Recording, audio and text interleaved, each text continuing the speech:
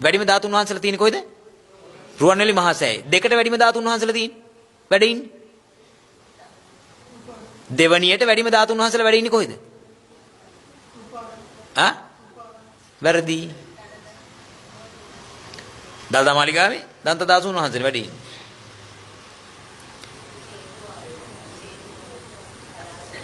ඔන්න ලංකාවේ බෞද්ධයෝ.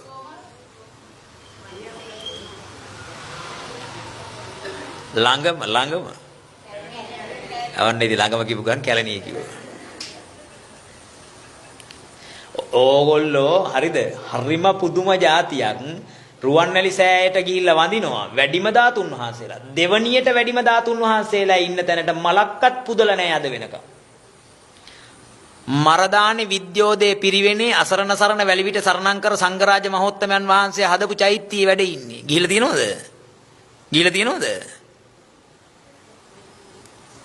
හිමින් අහක බලාගෙන යන ගන්න ටොක්කක්. තේරෙනවද? වැඩිම ධාතුන් වහන්සේලා දෙවණියට වැඩ ඉන්නේ මේ කොළඹ.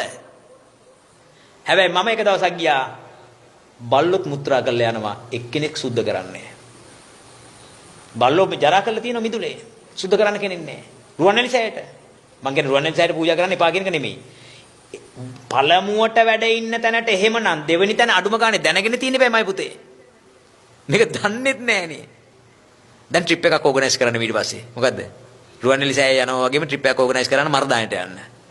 ගිහිල්ලා සතියකට සැරයක් ගිහිල්ලා සුද්ධ කරන්න එතන.